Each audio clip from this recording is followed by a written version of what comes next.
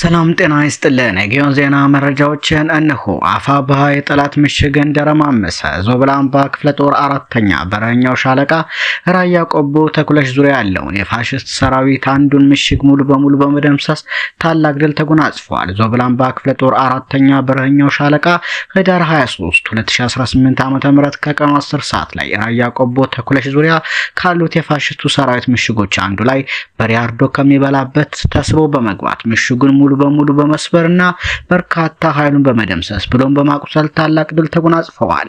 የጠላት ኃይል ምንም አይነት ዋርድያ ባላስቀመጠበትና በሌለበት ሁኔታ ምሽጉ ላይ በሪያርዶ በሚበላበት ቀን 10 ሰዓት ላይ ተስቦ በመግባት እስከ ምሽቱ 12 ሰዓት ድረስ ሲረመርሙት አምሽተው ታላቅ ጀብድ በመፈጸም ታላቅ ድል ተጎናጽፈዋል። ከዘመቻ አርበኛ አደም አሊ አባናደው ማግስት ፋሽስቱ አገዛዝ ቤተ አማራ ከነበሩት እዞች በተጨማሪ ሁለት እዝ በማስገባት ወረራ ቢያደርግም ምኒልክ እዝ ጠላትን ወደሚመታበት ወረዳ በማስገባት ወደ ደፈጣ ውጊያ በመግባት ሲያመች ደግሞ መደበኛ ውጊያ በማድረግ በርካታ ኃይሉን ሞትና ቁስለኛን እንዲሁም ምርኮኛ እያደረገ በተጨማሪም እያስኮበለለ እያፈረሰውም ይገኛል። ሌላው የሚኒሊክ እዝ አሃዶች በጥምረት ዳውንትና ፀሐይ መውጫ ላይ ታላቅ ድል ተጎናጽፈዋል።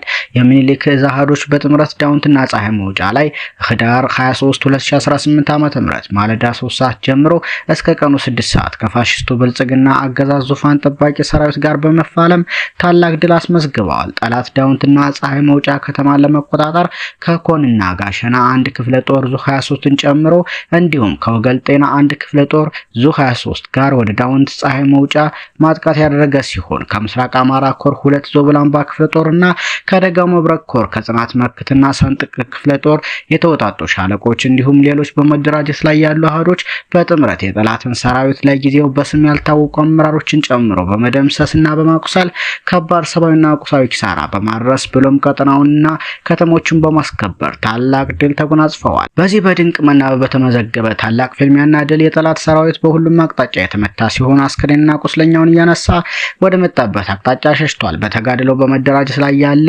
የልዩ ዘመቻ አሃድም የተሳተፈ ሲሆን ከልጅ ኢያሱ ኮር 23ኛ ክፍለ ጦር አንድ ጓድ በውጊያ መሃል ደፈጣ ጥቃት በመፈጸም ታላቅ ጃብድ ሰርተዋል።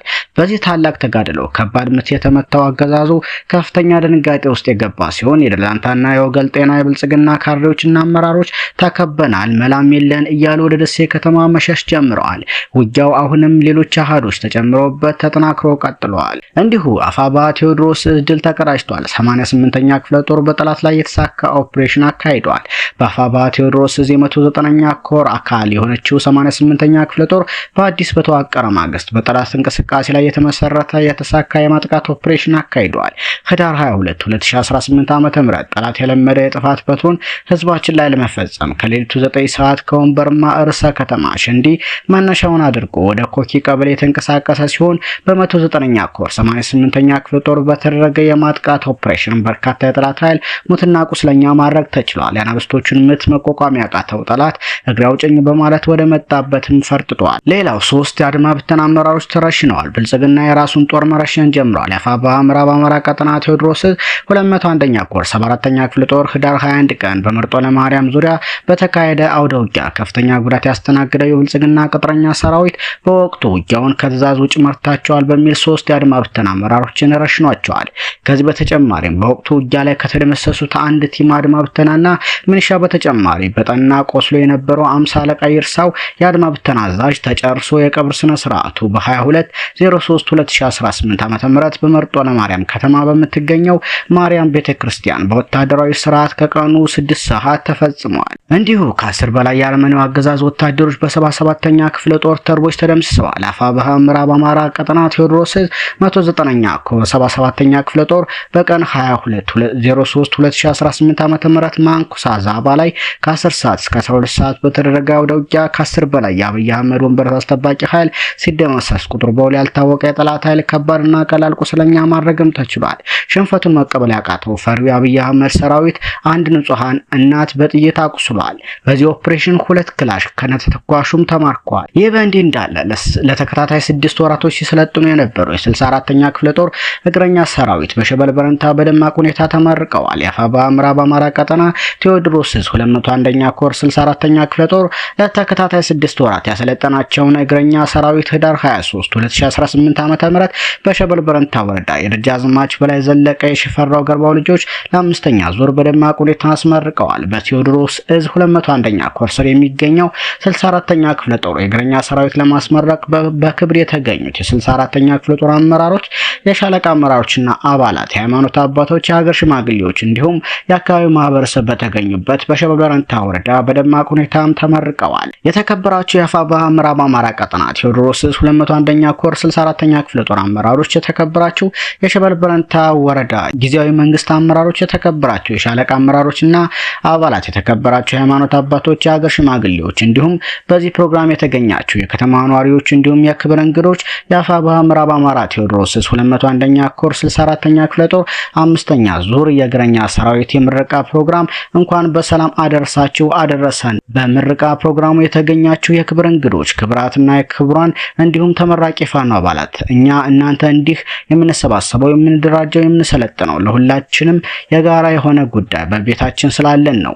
ሁላችንም እንድንደራጅ እንድንሰባሰብ ካደረጉን አንኳር ጉዳዮች ውስጥ ሰርቶ መብላትን ያስተማረው ኢትዮጵያ ከውጭ ወራሪ እና ከውስጥ ሰላቶ ባንዳን በማጽራት ሀገር የገነባው የአማራ ህዝብ እንደ ህዝብ በራሱ ሀገር በራሱ ርስት ሲያሻቸው በሃይማኖቱ ሲያሻቸው በርስቱ በማንነቱ ጣልቃ እየገቡ የአማራን ህዝብ ከ50 ዓመትና ከዛ በላይ እረፍት በመሳት በገዛ ሀገሩ እንዳይኖር ተደርገዋል። ሀገር መስራቹ ፊደል የቀረጸው የራሱ እምነት የራሱ ባህልና ሴት የራሱ ወግ ያለው ለበርካታ ዘመናት የኢትዮጵያን ዳር ድንበር አስከብሮ የቆየው በአራቱ ማዕዘን ደሙን አፍስሶ አጥንቱን የከሰከሰው ታላቁ የአማራ ህዝብ ዛሬ ላይ በገዛ ሀገሩ በገዛ ርስቱ ባይተዋር ሆኖ በጅምላ ይገደላል፣ በጅምላ ይሰደዳል፣ በጅምላ ይፈናቀላል። ሀብት ንብረቱ በወራሪዎች እየተወረሰም ይገኛል። ኢትዮጵያን ያሻግራሉ፣ ሀገር ይመራሉ። በህዝብ ተወዳጅ የነበሩ የአማራው ምሁራን በጅምላ በጨለማ እስር ቤት የተሰቃዩ ይገኛሉ። እንደ ምሳሌ የምንጠቀስ የመንጋው መድኃኒት የፓርላማው ንጉስ አቶ ክርስቲያን ታደለ፣ አቶ ዮሐንስ ቧያሌው እና መምህር መስከረም አበራ እንዲሁም ሌሎች ምሁራን በጅምላ በጨለማ እስር ታስረው እየተሰቃዩ ይገኛሉ። የአብይ አህመድ አረመኔ ስርዓት የአማራን ህዝብ ለማጥፋት ያጭርና የረጅም ጊዜ እቅድ በማውጣት በዓለም ላይ ተደርጎ የማይታወቅ ለማየት የሚሰቀጥጡ ዘግናኝና አስነዋሪ ተግባር እያስፈጸሙብን ይገኛሉ። ይህ ሁሉ ድርጊት የሚፈጽመው ከአማራነታቸው ይልቅ ሆዳቸው የግል ጥቅማቸው በልጦባቸው ባንዳ በሆኑ አመራሮችና ሚሊሾችም ጭምር ነው። ክብራንና ክብራት እንዲሁም ተመራቂዎች፣ ይህ ድርጊት የሚፈጸመው አማራ በመሆናችን ነው። የአማራ ህዝብ አማራነቱ ብቻ እንዲጠፋ የተፈረደበት ህዝብ ከሆነ ውሎ አድሯል። በመሆኑም የአማራ ህዝብ መዳኛ መንገድ አንድም በክንዱ አንድም በእግዚአብሔር ኃይል ብቻ ነው። የአማራ ህዝብ እንደ ህዝብ የመኖር መብቱን ማስከበር የሚቻለው አማራ አንድ ሆኖ በጋራ መታገል ስንችል ነው። በመሆኑም ይህንን የአረመኔያዊ አገዛዝ ለአንዴና ለመጨረሻ ጊዜ ነቅሎ ለመጣል የደጃዝማች በላይ ዘለቀ ልጆች እና የሽፈራው ገርባው ልጆች በአፋብኃ ምዕራብ አማራ ቀጠና ቴዎድሮስ እዝ 201ኛ ኮር 64ኛ ክፍለ ጦር አደረጃጀት ስር ታቅፈው በተለያዩ ቦታዎች የውጊያ እቅዶችን በማቀድ ረሃቡ፣ የውሃ ጥሙ፣ ብርዱ፣ ሙቀቱ ሳይበግራቸው በርካታ ውጊያዎችን በማድረግ በርካታ ገደል ሲፈጽሙ ቆይተዋል። በዚህ ሰዓት 64ኛ ክፍለ ጦር በድርጅታችን አፋብኃ ቴዎድሮስ እዝ የሚሰጣቸውን የትኛውንም አይነት ወታደራዊ ግዳጅ ሚሽን በብቃት ከመፈጸም ጎን ለጎን በዚህ ፈታኝ ወቅት ህዝባችንን በመልሶ ማደራጀት ወታደሩን በማሰልጠን ወጣቱን በልዩ ልዩ ስልጠናና ወታደራዊ ሳይንስ በመስጠት ግዙፍ ኃይል እየገነባ ይገኛል። በዚህም ለጠላት ኃይል ቅስም መስበሪያ ለወዳጅ ደግሞ ደስታን ይዞ መጥቷል። በሸበል በረንታና በእነማይ ምድር ጀግኖች አባቶቻችን ደማቸውን አፍስሰው አጥንታቸውን ከስክሰው ሀገራችንን ከቀይ ግዛት ከባርነት ነጻ አድርገው ለትውልድ ያስረከቡበት የአርበኞች መሰባሰቢያ ከሆኑት ውስጥ ይህ አካባቢው አንዱ ነው። በዛሬው ዕለትም ህዳር 23 2018 ዓ.ም በሸበል በረንታ ለመሰባሰቢያችን ምክንያት የሆናቸው የአምስተኛ ዙር እግረኛ ተመራቂ አባላት እናንተ የደጃዝማች በላይ ዘለቀ የሽፈራው ገርባው የእጅጉ ዘለቀ ልጆች ናቸው። በዚህ ቅዱስ በሆነው የአማራ ህዝብ የትጥቅ ትግል በስም ዘርዝረን የማንጨርሳቸው ጀግኖች የትግል ጓዶች ከጠላት ጋር ተናንቀው ብዙ ዋጋ ከፍለው ተለይተውናል። በመሆኑም ድርጅታችንና መሪያችን ከትግል ጠላፊዎች እንድትጠብቁ አድራ እያልኩ እኛ ለእናንተ አድራ የምንሰጣችሁ መሪዎችን በብዙ ስቃይና መከራ ውጣ ውረድ እና ጀግኖች ውድ ህይወታቸውን የገበሩበትን ትግል ተቀብላችሁ የድል ባለቤት እንድታደርጉት አድራ እንላለን። በመጨረሻ በመላው አማራ በአማራ ህዝብ ላይ ጦርነት ያወጀውን የአማራን ህዝብ የአረመኔያዊ ድርጊት በመስራት በርካታ ግፎችንና ወንጀሎችን እየሰራ የሚገኘው የአብይ አህመድ ጡት ቆራጭ አረመኔ አገዛዝ ለአንዴና ለመጨረሻ ጊዜ ለማስወገድ ስለሚጠበቅብን ሁላችንም በዚህ የምረቃ ፕሮግራም የምትገኙ በሙሉ እራሳችሁን ዝግጁ እንድታደርጉ እያልኩ ለተመራቂ ፋኖች መልካም የምረቃ ጊዜ እላለሁ።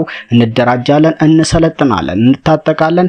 የአማራ ህዝብ ከአረመኔው ጡት ቆራጭ አራጅ ሰራዊት ነፃ እናወጣለን ሲል የአማራ ፋኖ ብሔራዊ ኃይል ቴዎድሮስ ዕዝ 201ኛ ኮር 64ኛ ክፍለ ጦር ህዝብ ግንኙነት ፋኖ ይበልጣል ጌቴ ምትኩ ገልጿል። በተያያዘም አረጋ ከበደና አሽከሮቹ ደብረ ማርቆስ ላይ ባካሄዱት ስብሰባ ከማህበረሰቡ ዘንድ ከፍተኛ የሆነ ነቀፋና ውርደት ተጎናጽፎ ተመልሰዋል። በኩይና አረመኔው ተግባሩ ከብዙሃኑ የአማራ ማህበረሰብ የወጣውና በምድረ ኢትዮጵያ የተንሰራፋው ፋሽስቱ የብልጽግና ስርዓት መልከ ጥፉን በስም ይደግፉ እንደሚባለው ሰይጣናዊ ባህሪውን በከንቱ ውዳሴ ለመሸፋፈን ማህበረሰቡን እየሰበሰበ አደንዛዥ በሆነው ቅቤ ምላሱ ለማደንዘዝ ደፋ ቀና እያለ ይገኛል። በዛሬው ዕለትም በአረጋ ከበደ የሚመራው የጥፋት ስብስብ በታላቋ የደብረ ማርቆስ ከተማ የተለመደ የማሳሳቻ ስራውን ለመስራት ህዝቡን ሰብስበው ውሏል። ይህ ስብሰባም ብልጽግና በዛሬው ዕለት ደብረ ማርቆስ ላይ አከርካሪውን ተሰብሮ የተቀበረበት ታሪካዊ ቀን ሆኗል። ከንቱ ውዳሴንና ሙገሳን ሽቶ ከባህር ዳር ወደ ቀጠናችን የመጣው አረጋ ከበደ ግብረ አበሮቹ በደረሰበት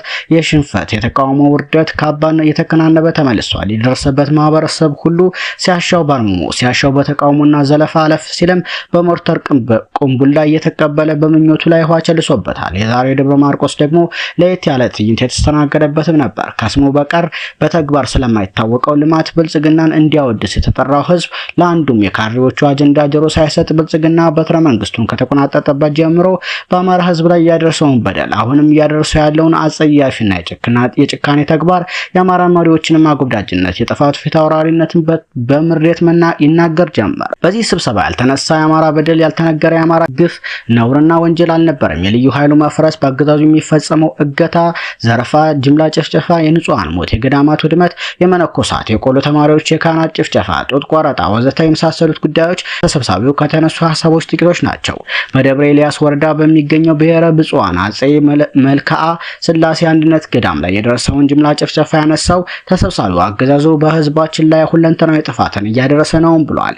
ነገሩ በጠበቀው ልክ ያልሆነለት ካድሬውን በህዝቡ አቋም በመደናገጥ የደብረ ማርቆስን ህዝብ እንደዚህ አልጠበቅነውም ነበር፣ ቢያንስ ስለተሰሩ የልማት ስራዎች እንኳን ማመስገን ነበረባችሁ በማለት በተስፋ መቁረጥ ስሜት ሆነው ተናግረዋል ሲል ፋኖ ዘመን ባሳዘነው የ14ኛ ክፍለ ጦር ህዝብ ግንኙነት ኃላፊ ገልጿል። ሰሞነኛ መረጃዎች እነኛን ይመስሉ ነበር።